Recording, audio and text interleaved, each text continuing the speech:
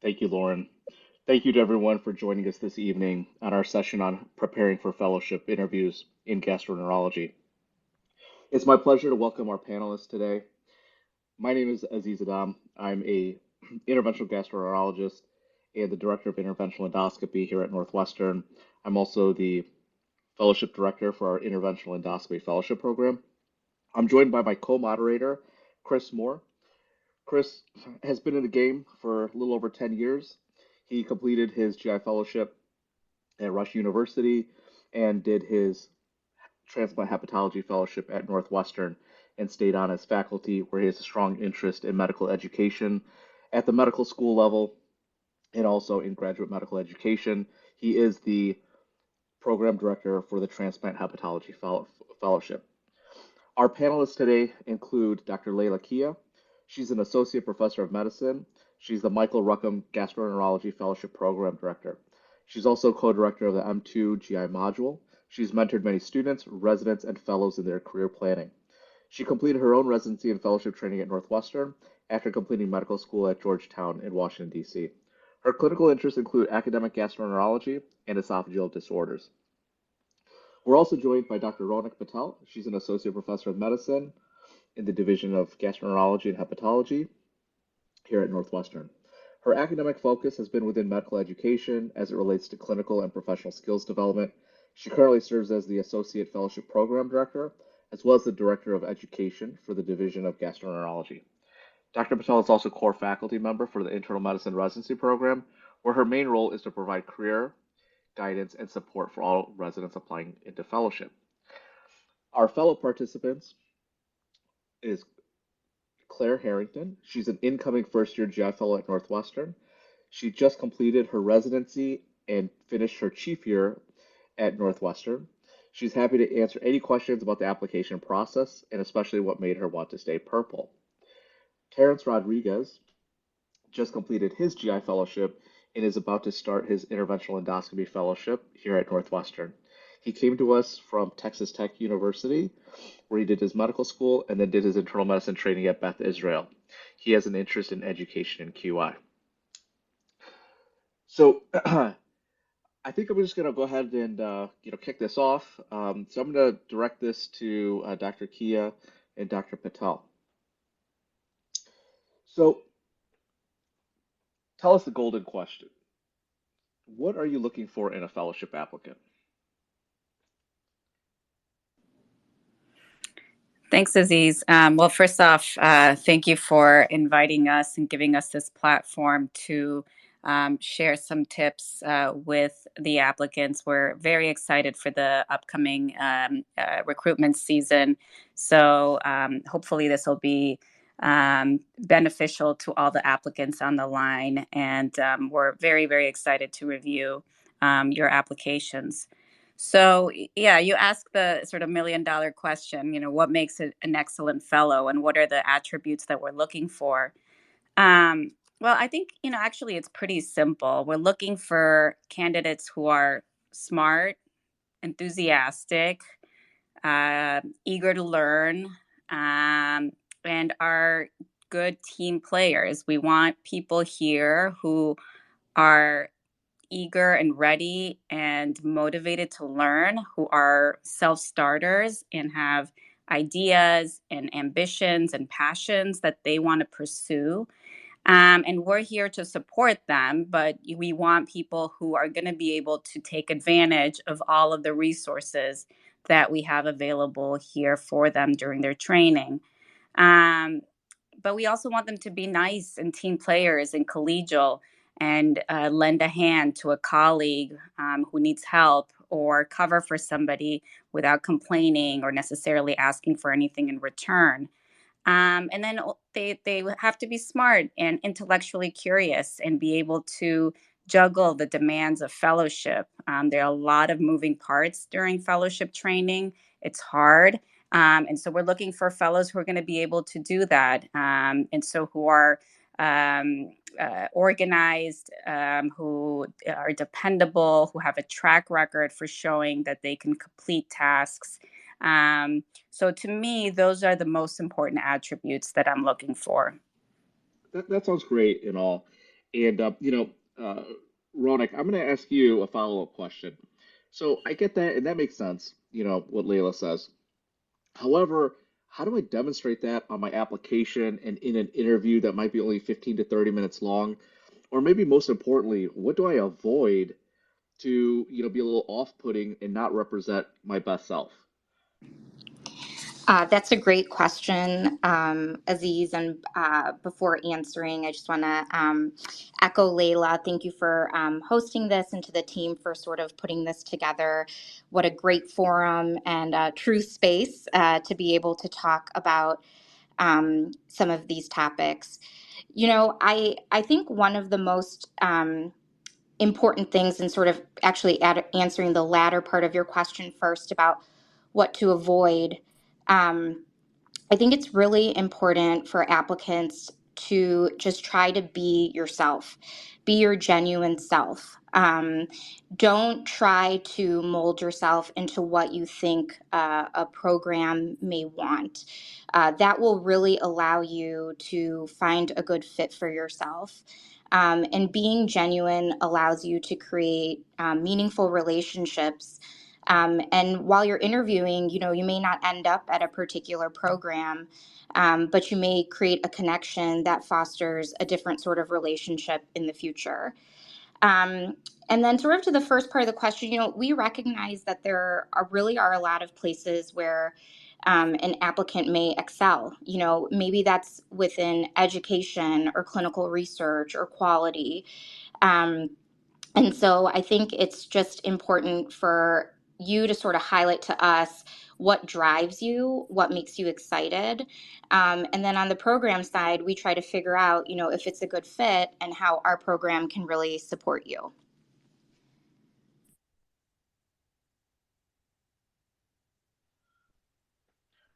Sounds great. For our next question, I'm going to direct this to our fellow panelists. Claire, can you and Terrence kind of walk us through the application and interview process? Yeah, sure. I can kick it off, and then Terrence, you can add whatever I missed. So you guys are kind of right at the beginning of the process, so this is super timely. Someone planned this well. To like the beginning to middle of July was when I basically was getting everything into ERAS, and making sure everything was set in terms of letters, because I think that schools have access to ERAS by the middle of July. And then I started getting some of my first interview invites at the beginning of August. And then GI interviews are a little bit later than some of our like HEMONC friends and CARDS friends. And so my interviews were like from the middle of September to the middle of October.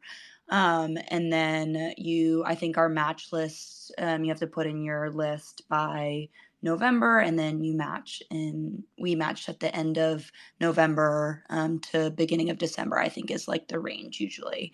So a little bit different than residency. There's a quicker turnaround time there from putting in your match list to matching. And the interview season is a lot shorter and is virtual as well, which is something that we can talk about as well.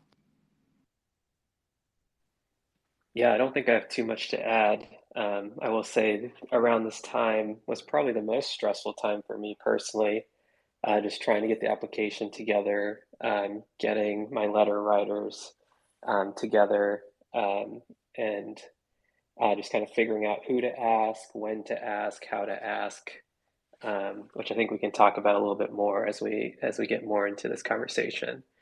But I think Claire otherwise gave a pretty good overview of the interview process.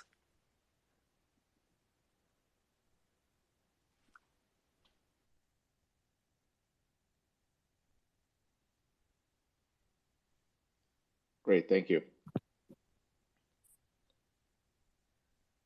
Sorry, Chris, were you about to Sure. say something? Yeah, go ahead. Yeah. And so, hey, everybody, Chris Moore, Transplant Hepatology, one of the co-moderators with Aziz. So I have a question for the program directors. In terms of asking for letters from faculty, what would you say Like, how do you advise your applicants, trainees, in terms of requesting these letters? Should they be going sort of strategically for the biggest name that they can find, in terms of credentialing and brands, or should they try to find it from a faculty member who they've actually worked with, who might know them most comprehensively as a person? What are your thoughts on these kinds of issues? Yeah, I think that's a really good question. I mean, ideally, you would have somebody who is a big name and also knows you very well. But if you're looking to come across and stand out as a competitive applicant, you really want somebody that knows you well. So, we read a lot of these letters, and most of them sound pretty much the same. So we're looking for something that pops and stands out. So the only people who can write those things are those who know you well. So I would advise anyone here that's deciding between two people, if somebody knows you very well, can speak to your work ethic, can speak to your dependability, can speak to your character, your professionalism, if you're interested in research, can describe your research pathway and your research potential, that person is much more important, even if it's somebody that perhaps is not well known or is not sort of a tenured professor. Yeah, and I'll just add, I mean, this is a question we get a lot from our residents. And just to, again, echo what Layla said, really the best letters do come from people who can really speak to your character and who you are. And we really encourage all our residents to seek people who are really invested in your career development, and more so than just the letter, that are individuals that will really support your application and support you through this whole process of trying to find a good fit for yourself. And I guess, a follow-up on this is, one of the ways in which you're going to interact with each other is either through inpatient services or during the clinic. But in a lot of cases, this never seems to be sufficient for the trainee. Like, is this enough time? Is it even appropriate to ask for a letter, albeit even a strong letter, if I've only had limited exposure? Could both of you speak to, like, is 1 week of clinic appropriate, or is 1 week of service appropriate in order to get a sort of good response, a strong letter of recommendation? Yeah, I think it's actually less about the amount of time, but more about what you do with that time. We all recognize that your primary job as a resident is to be a good resident, right? And you have a lot of different rotations and responsibilities. And as much as we'd love for you to rotate with GI for every block, unfortunately, that's not possible. But so it's more about what you do with that limited time that you have available. So if you have a week on inpatient service, you make that time count, right? You show up early on time, you're prepared, you read, you ask the fellows if you can take on more patients. You guys are residents, so you should comfortably be able to see 2, 3, 4 consults. So, you're asking good questions, you're engaged, you follow up. And those are the things that show that you really are hungry to be there and that you want to stand out.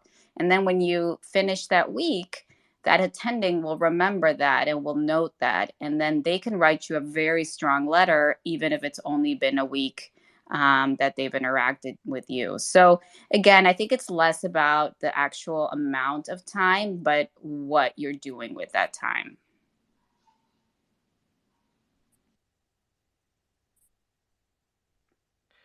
That sounds great. One of the questions that I think we get a lot is people know that they like GI, but sometimes, if you're, at an academic institution, people have this notion that they really need to know, kind of what subspecialty they might be interested in. Is that true? Is it passé to just like general GI? Is this different, perhaps, for academic versus non-academic programs?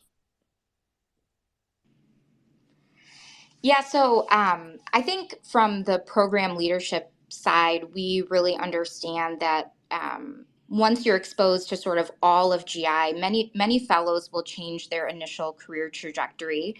I myself was very interested in IBD when I applied for fellowship, and I'm a general gastroenterologist. So, yes, I think it is okay to be interested in general GI. I love general GI. Um, However, I will say that if you do have an inkling about what you might want to do, or if you're passionate about something else, maybe not necessarily a subspecialty, but perhaps you're really interested in medical education or global health. Those are things that we want to know about, and it really helps us just figure out how we could potentially support you. And also sometimes helps us set up your interview day so you're actually meeting with people who could be future mentors, and helps you get a better vision of what training at that program or institution might actually be like. Okay, so like if I come in and I say, "Hey, I love fecal occult blood positive testing, and I want to see all those consults," can I be the star of the show? Yeah, I mean, I don't see, I don't see why That'd be the not. hardest working fellow ever. Hardest working fellow ever. Yes, We'll see the majority of consults. That's awesome. yes. All right, fair enough. Claire, I have a question for you. You just finished a chief resident year. How do you feel this impacted you when you were applying, either positively or negatively? If someone is thinking of a gap year, how should they kind of visualize that experience?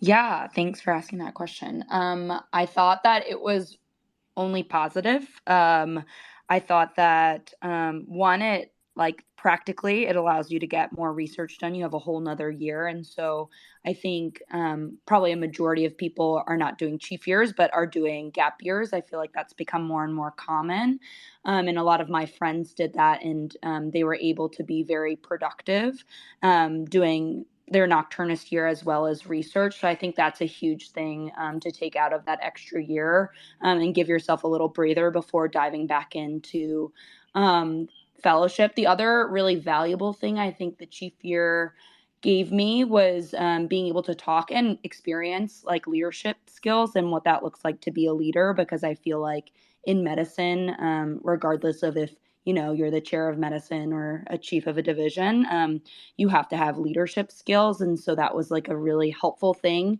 that came out of my chief year that I didn't realize would be so talked about in my interviews. And so I just encourage applicants, if you guys are doing a gap year, not just doing research, because I think that's something that people harp on a lot, but whatever kind of like what people were referring to, whatever kind of makes you tick, whether that be med ed or some sort of leadership position, really getting plugged in and diving into that since you have some extra time, to kind of let that part of you shine as well, since you have that extra year to take advantage of that. Great. So I wanted to ask, it's nice to show these characteristics and want to be a leader. So I'm going to ask all the panelists, what are some of the faux pas that maybe you yourself have done or you've seen others do? And I'll kick it off. When I was applying for residency, I thought I was gonna, be intelligent and show that, I desired leadership skills, and, made a comment to a program director, oh, maybe I could work hard and one day become the chief resident. And I think I really ticked off this program director because they're like, you can't just come in here and think that you're going to be the chief resident. You got to be an intern and, really learn about medicine. So how do you balance showing, some of these characteristics that you want to feature while also showing some humility? So, um, Layla, Ronik, I'll kind of hand it off to you guys. Yeah, I think it goes back to the point that Ronak was making earlier about being genuine. You have to be you, right? Like you can't act or try to convey something that you're not, because that does show, and that'll be evident in sort of the holistic review that we do of your application. So if you're coming in and you're saying, I want to do X, Y, and Z. And then we sort of review your application and we see that there isn't any sort of evidence of you having been interested in something or having anything to show for that, that may be a little bit more challenging for us to sort of reconcile that that's a genuine interest of yours. So for example, a lot of people come in and say, I want to do med ed. And then we sort of ask them to give us some specific examples of how they've been involved in med ed or what led them to get inspired to do that. And they'll say something very generic and ambiguous like, oh, I like working with students. So to me, that's sort of the bare minimum, right? We're all in academics. We all enjoy working with students. But if you're going to say that you want to do something, you have to have something to back it up, whether it's an experience or something that you've done or something that inspires you, or perhaps you haven't had that much exposure, but you want to do something and you have a clear idea of how to get there.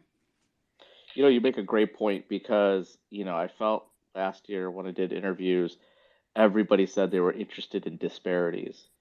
And when you ask them what kind of disparities, they're like, oh, well, colon cancer. But you look at their CV or resume, and there's nothing like that on there at all. So you get back to that whole point of how showing someone that you're genuine. That's a great point. Ronak, what are some of your thoughts?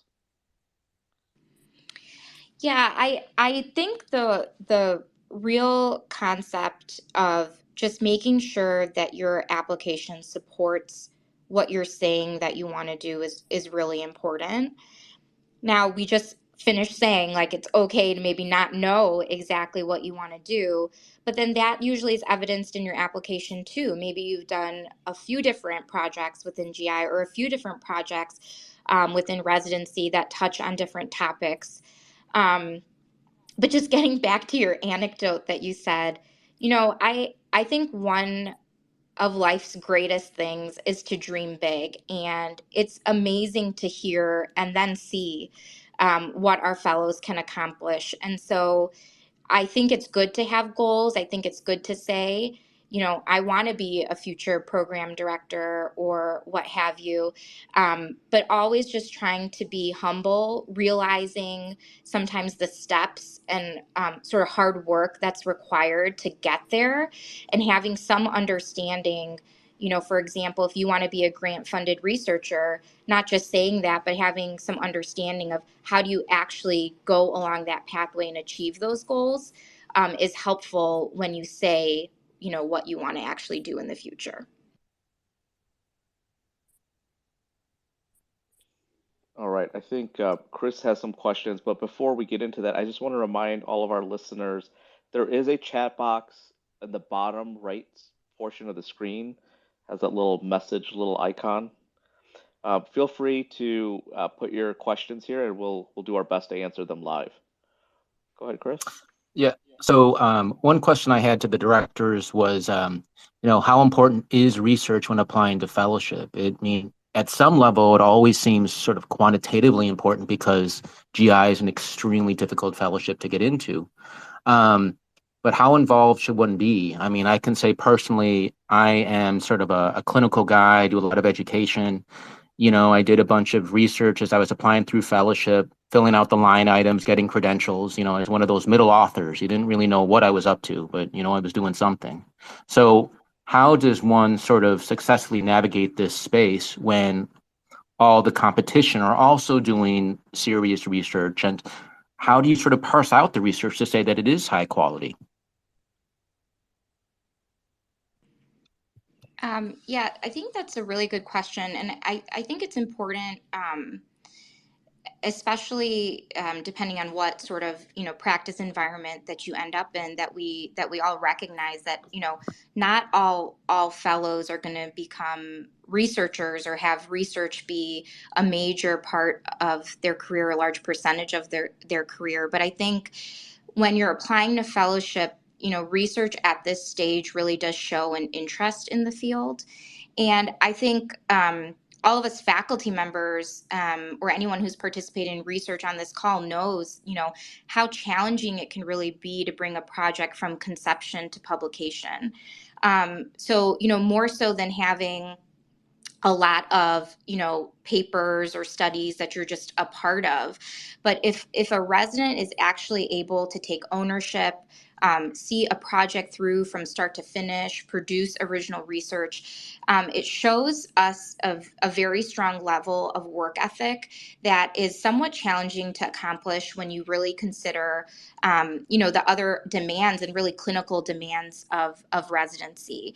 So having, an ownership of a project where you're the lead, you're the first author, to us at least is more meaningful than being on, a multitude of studies when you're perhaps not the one who's sort of leading the way. Yeah, I think Ronak is spot on with that, and I care less about multiple case reports, kind of middle author publications. If somebody has one project that is sort of their baby that they know through and through, understand, are passionate about, are really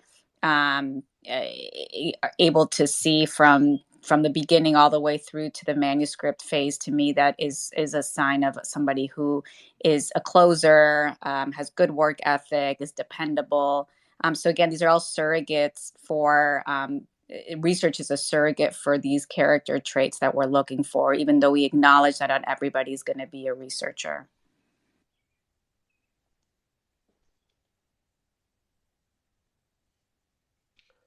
Got it.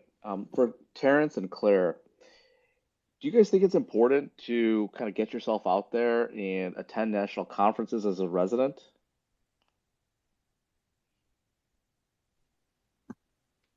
Yeah, I don't think it's something that you absolutely have to do, but if you have the opportunity, it's definitely helpful.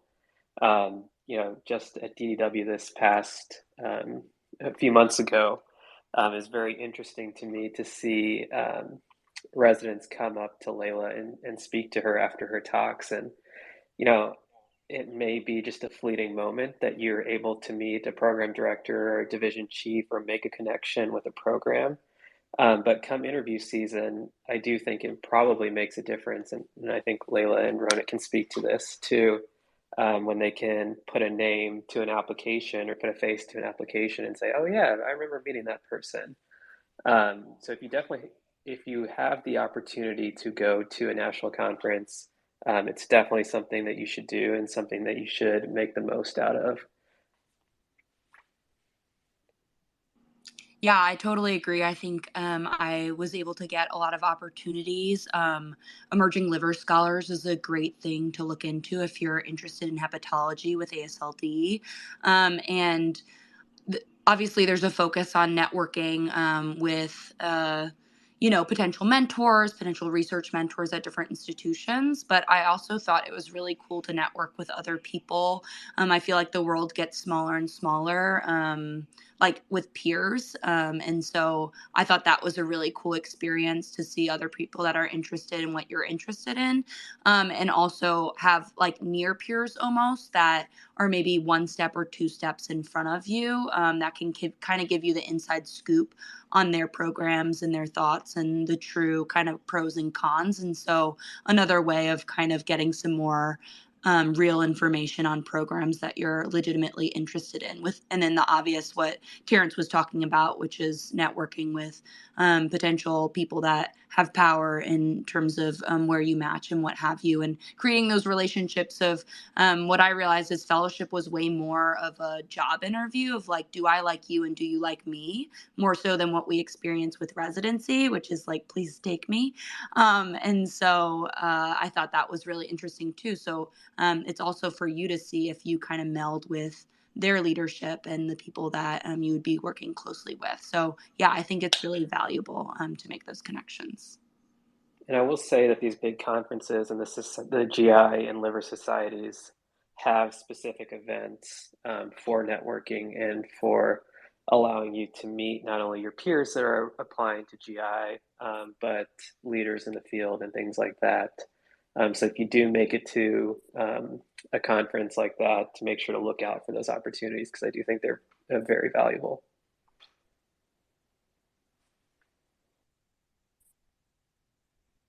I had another question on top of that for the directors and maybe the fellows as well. But, as you're approaching your senior years of fellowship, um, how does the fellowship view sort of targeting of academic versus non-academic career paths for our fellowship?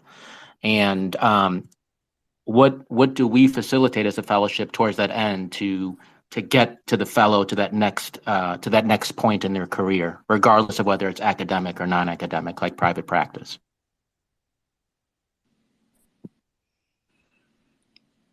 Yeah, I think it's important as the residents in the room are considering programs to really ask actually this exact question to the program directors when they're interviewing, because you don't know what you're going to end up doing. You may come in thinking you want to do academics, or vice versa. You may come in thinking, I'm sure I want to do private practice. I have very little interest in academics, and then you are exposed to fellowship and you change your mind. So you want to be at a program that can support you in whatever it is that your career path is. And so at our program, we have a career development workshop that we hold every year, and we invite faculty from our institution, from other institution, prior graduates that are in private practice, and other types of hybrid practices to come and speak to the fellows and give them a little bit of insight into what it's like to work at those different environments. And then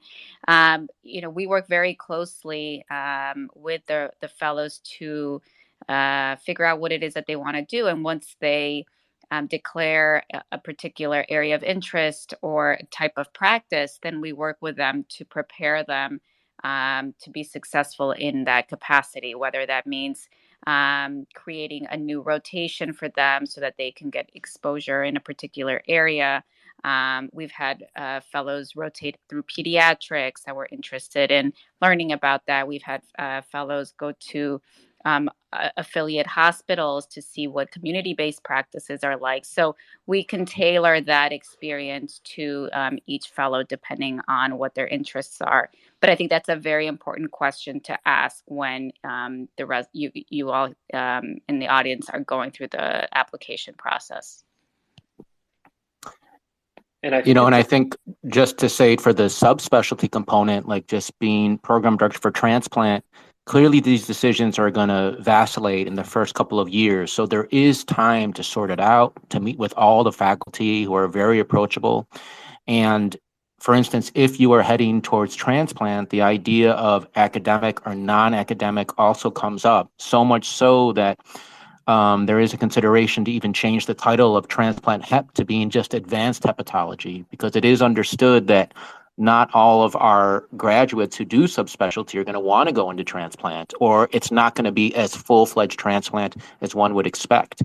And of course, the idea of non-academic or private practice is also changing in terms of definitions, because there are clearly a lot of private practice, high-intensity transplant centers that are doing research. They may not be affiliated with a residency program. So there are a lot of different varieties out there, and that is something that we would definitely support. Like our transplant program is a clinical one, no doubt, although most of those who come through have done research and continue to do research during that advanced year. And, regardless of whether you decide to go into academics or not, if you go into pure private practice, you still become one of my referral docs. So I still have to treat you wonderfully and still get you great jobs because I'm looking to you to feed me transplants.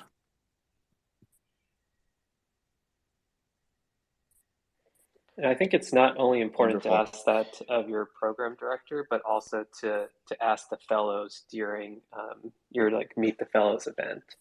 It's pretty easy to get a sense of which programs are supportive of fellows going into kind of whatever aspect of academics or private practice they want versus the programs that are very set on churning out just private practice doctors or just researchers.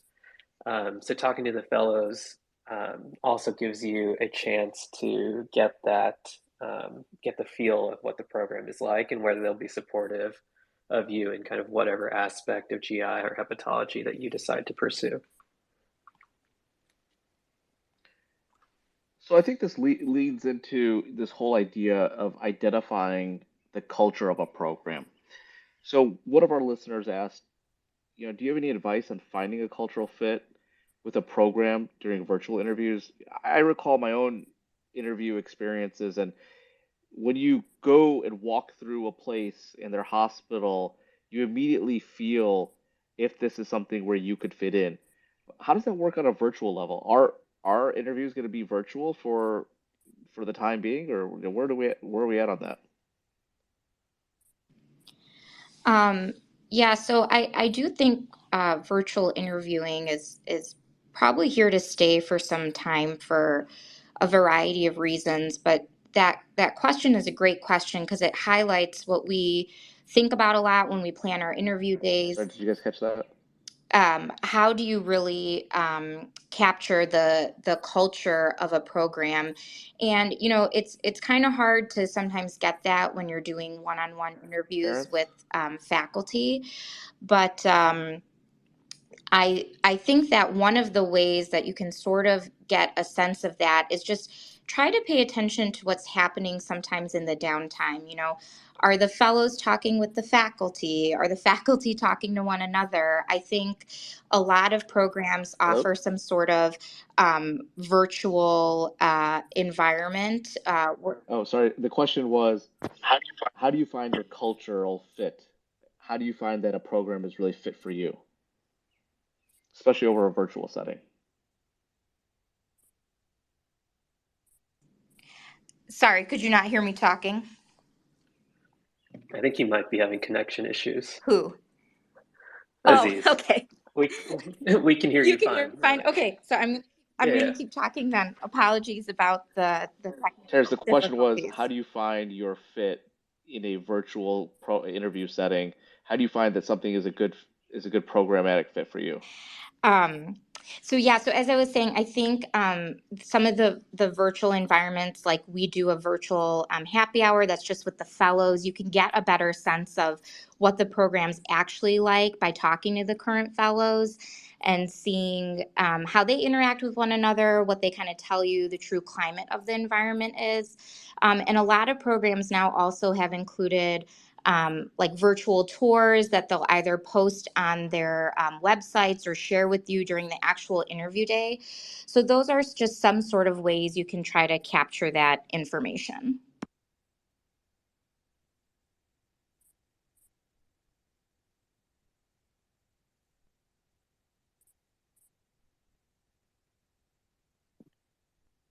It looks like Dr. Adam is on reconnecting to the chat, so give us just one moment while he does so. I would just say something in general, which is to also just look, where do the where do the grads go? Are they willing to actually stay as faculty, meaning that they actually enjoyed their experience there? So to actually look at their trajectory, or what we end up doing at a lot of these fellowship interviews is connecting them with our alumni so that they can speak for themselves. So of course you're there to meet with the fellows and see, is there a good fit? But also what happens with our alumni? Where do they go? How do they reflect on the program? Did they like it so much that they actually wanted to stay on as faculty? And that's something that I found myself when I did the transplant fellowship here. Despite all the obvious quantitative benefits of being at a major center, the fact is that even though I came from the outside, I was treated as just part of a family from the way beginning. And more than anything, it was that kind of relationship looking out for me both professionally and personally. Again, understanding that I was not to be a research guy, but just a clinical person, that's what really sold the program for me as a faculty member, that they identified and liked me for who I exactly was, which was to be a clinical person, somebody who focused on education across the board from medical students to residents to fellows, and that even the research stars here helped facilitate that career for me. They actually took extra time to make sure that I got the opportunity so that I could follow my own sort of pattern of interest. And that's what I saw as an interviewer here. That's what I saw when I was interviewing myself. And it's really borne out over these years. So something to look for is to just see what the natural experiment was by the predecessor fellows who came through, or see if you can contact alumni and see how they reflect upon it. Yeah, I really love what you just said there. I think it's important to, if you can, reach out to some of the fellows, maybe offline or outside of the Meet the Fellow event, and just sit down with them or talk to them for 10, 20 minutes, get their take on what their experience was, what they think of the program. It not only shows your interest in the program, but may get you a better sense of what things are like on the inside, especially if we continue to interview people virtually and you're not able to go to happy hour with us or whatnot. And honestly, every serious program, every honest program should want you to meet their fellows and should easily and happily want you to connect with anybody who has gone through, because we are extremely proud of our fellows and what they have accomplished after they've left us, what they've impressed upon us during their time here, and honestly, how they challenge the faculty to be better. So every fellowship that you're interviewing with should be first and foremost putting their fellows out in front of you so that you can hear the truth from them.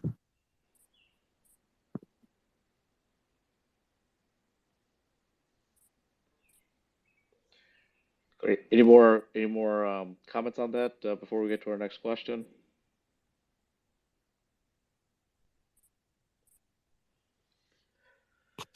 Okay. For this next round, I'd like everyone to kind of answer. I want to do a round of inside tips, maybe things to even avoid, maybe the red flag round. So, Layla, I'm gonna kick it off to you. What are some red flags that you're like, oh my gosh, like this candidate, there's just no way. That's that's funny.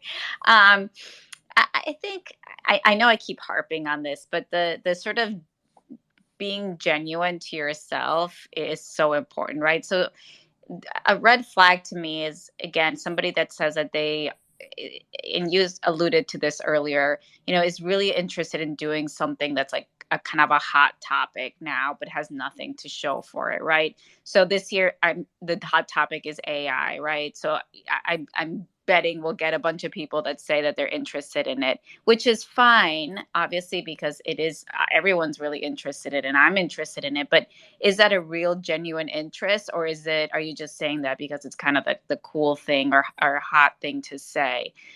So just having something to support that interest, rather than just saying something to say it because it's a hot topic.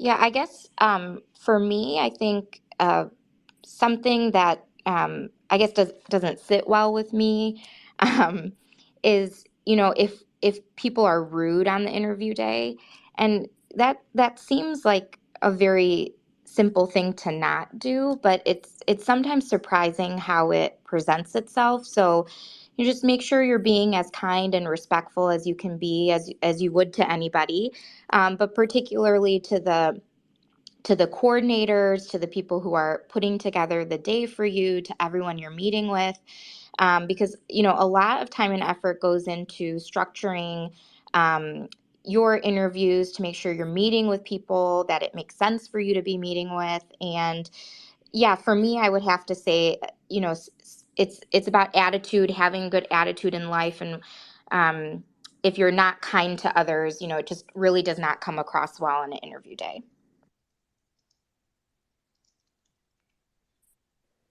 I think taking that one step further and just being a really good resident on all of your rotations.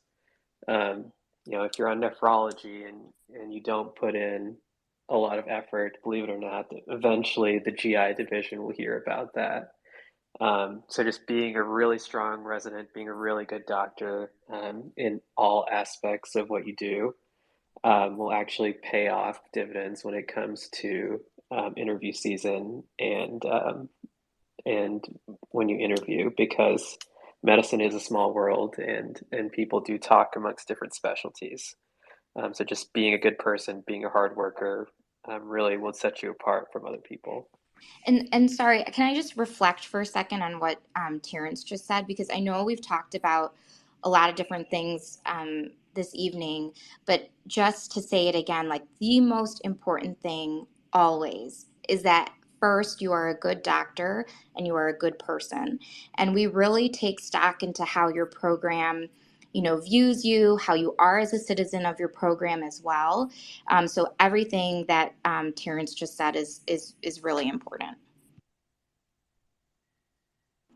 And then I know we're running short on time, but as a chief resident, I got to do a lot of interviews and run a lot of interview days. And this is like a very practical thing that you can just avoid is anyone that was on their phone or clearly distracted during the interview day was a red flag for us. And so I just want to make sure all of you guys avoid doing that because we notice and it like, makes you bristle a little bit.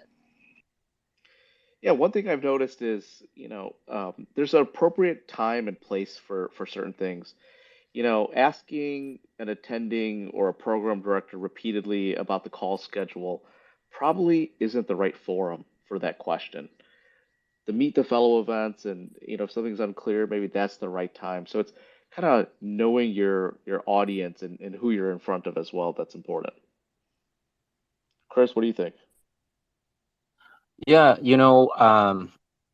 something similar to what others have said is that, you think the interview day is simply one day. And no doubt from, when you leave your house to when you get back or your apartment or whatnot, like this is a small world. There's always a lot of people observing and watching you and seeing what your behavior is when you don't have to be nice or you don't have to be perfect. And that the interview really, like, you're interviewing your whole life while you're a resident, because as was mentioned, all those little days, they add up. And these things are remembered because, the faculty are just human beings too. We have our own virtues and vices and limitations. So one thing is just to remember that we are all part of this same movement going forward, and that we should be our authentic selves, but at the same time that we should be treating each other with dignity and respect, because that is fundamentally what sort of we expect of each other as professionals. And then I think fundamentally during the interview, no doubt that the people applying are going to be heavy hitters, the best pedigrees, the best letters, the best research. But we also are just looking for somebody who could be part of our team that we can trust, that we can take 10 minutes with and actually have a decent conversation as a human being.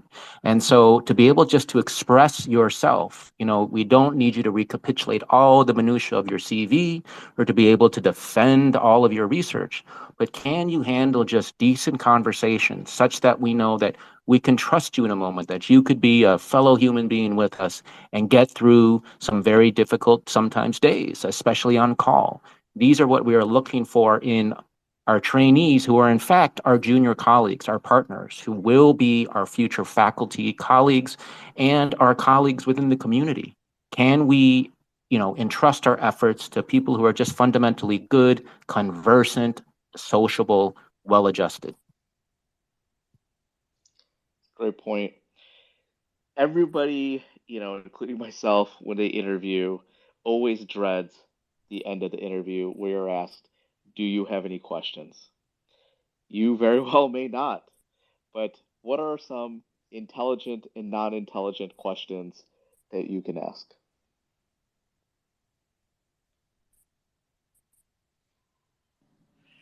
I think we've talked about a few of those questions, right? So asking about the culture of the program, asking about how the program can support a fellow who may change their mind or is interested in something that's less traditional. And again, if you have a specific interest or niche, asking about that specifically, or perhaps asking to meet with a faculty member or alum who may be able to speak to some of your interests as well.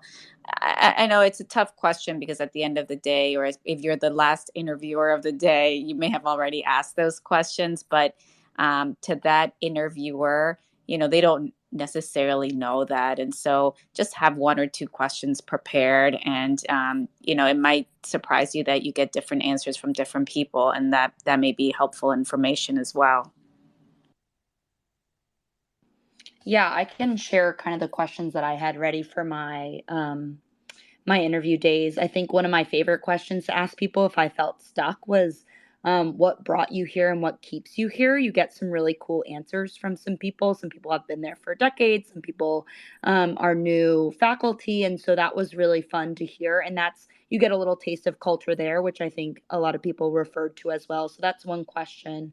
The other big question that I got really cool and helpful answers to and this, and Dr. Kia can comment if she liked being asked this question, but I was told like it would be helpful to ask program directors kind of like in program leadership, like what changes have been made in the program in the last 5 years, and like what are some changes that you're excited about that are upcoming. And so that can kind of show you a couple of things. It shows you how responsive the program is to fellowships, to the fellows, I mean. And so like, was there feedback from the fellows that they wanted to change, a call system or what have you? And how did the program respond? And then it also shows you kind of how the program is growing. If they don't really have an answer of how they want to improve the program, then that could be a red flag on your end as well. And so I think those were two questions that I asked that filled up plenty of time at the end of the interview, that I got away with. Yeah, I think my favorite go-to question, and I think I vividly remember Layla and I talking about this during our interview, was just like a fun, like, what do you like to do outside of work, or what's your favorite restaurant or your favorite brewery? And I think we ended up talking about burgers in Chicago and like where we thought the best burger in Chicago was. Um, so just because these people are humans too, they like to do things outside of work, and it's maybe a little bit refreshing for them to talk about not research or not the program or the call schedule. It's refreshing for them too to talk about things that they like to do outside of work, and that not only gets you that an answer to their question about any other questions, but also gets you a sense of um, what the program is like outside of work and what these faculty members like to do in their free time.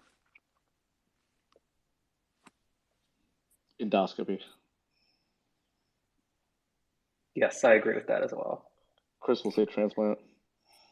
Yeah, just more work. It's work balance. That's the real answer. I have no hobbies. I just want to work all the time. Yeah, just different work for different people.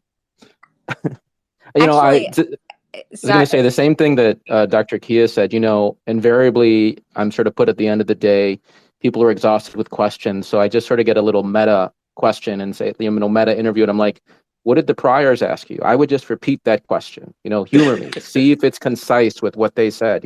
Is there a discrepancy? How am I supposed to know if you actually asked somebody else?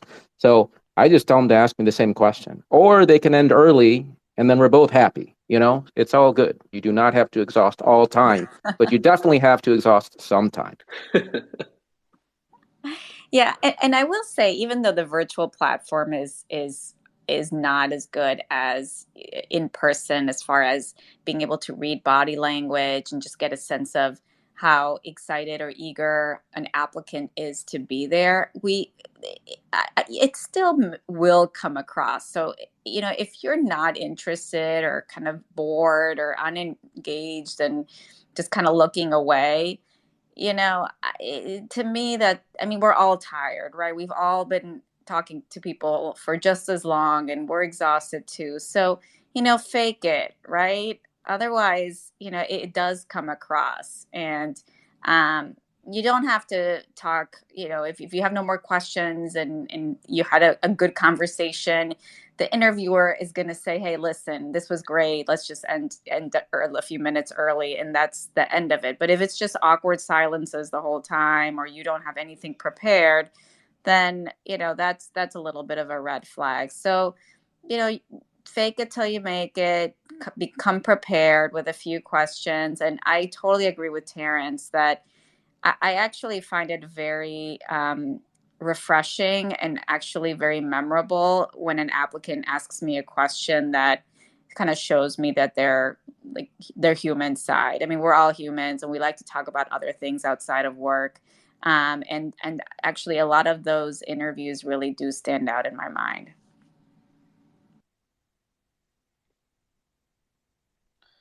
Great. We got a final call for any questions in the chat box by the listeners.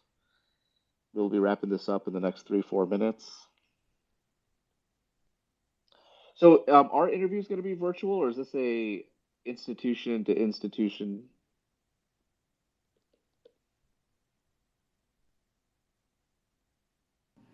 So there hasn't been a sort of universal mandate, except to say that the Alliance for Academic Internal Medicine has come out with a statement that supports virtual interviewing for fellowships as part of a commitment to an equitable process.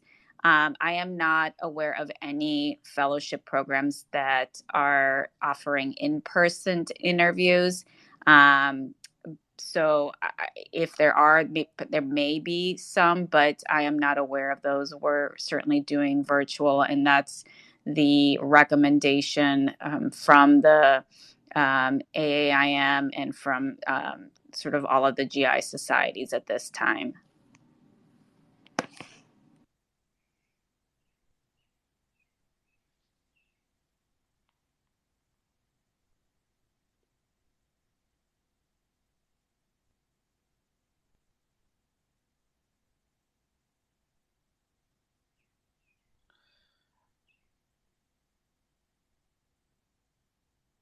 All right. Someone mentioned that hobbies was removed from Eris. Guess they want it to be a surprise on interview day.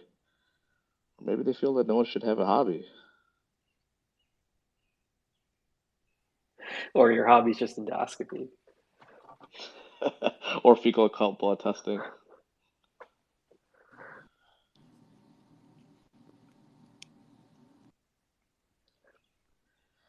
All right. Any departing comments from our panelists? Ronak, anything? Yeah, I mean, just again, thanks for everyone who put this together. I hope everyone who was listening and on the call found this to be useful and helpful. I just, I think applying for fellowship for me, I found it more stressful than applying for residency. And I just wanted to recognize that this is a stressful process, but it's also quite an exciting time to really think about where you want to be, what you want to do. It's that last step before you become an attending. So while it's very hard, try to enjoy the process. And like we've been saying, just be yourself. And we really wish you all the best of luck and hope we see some of you on our interview day.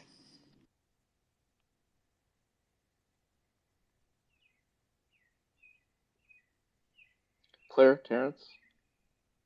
Yeah, I just want to echo what Dr. Patel said. Like it's okay that this is stressful. Like it was really, really stressful for all of us. And so just recognizing that and naming that. But you're not going to believe this right now, but I promise you it will be okay. We all get through it. We all survive. So everything feels like an emergency and feels really, really overwhelming.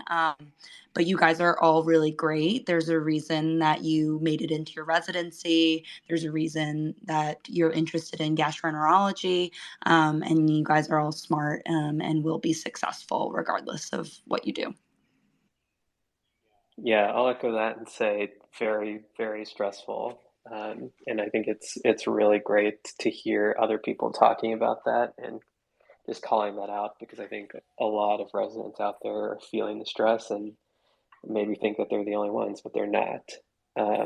In terms of advice, last minute advice, I would say play to your strengths. Know our find how homework on the program, applying to interview, and kind of figure where you could actually fit in about that interview. But you great and feel free to reach out with any questions you have about this program or the interview process. You can answer anything. My feed might be going, or Terrence has an awesome robot filter. Um, Chris, Layla, any departing comments? Yeah, I think, have fun. I actually think it's obviously it's stressful, and I certainly want to acknowledge that and echo that. But you also get this amazing opportunity to meet some incredible people. I remember being so in awe that I had the opportunity to talk to some of the movers and shakers of GI, that I had the opportunity to speak to people who were writing the guidelines, who were writing the seminal papers on various diseases and conditions. And I remember thinking, wow, this person wants to know about me. And I just found that really an amazing experience. And even if you don't end up at that program, you're making connections, and who knows where things will end up, and you may end up connecting with that person later on, or collaborating, or seeing them in a different capacity. So enjoy the process as much as you can, and have fun. Wonderful. Well, thank you again for everyone for listening.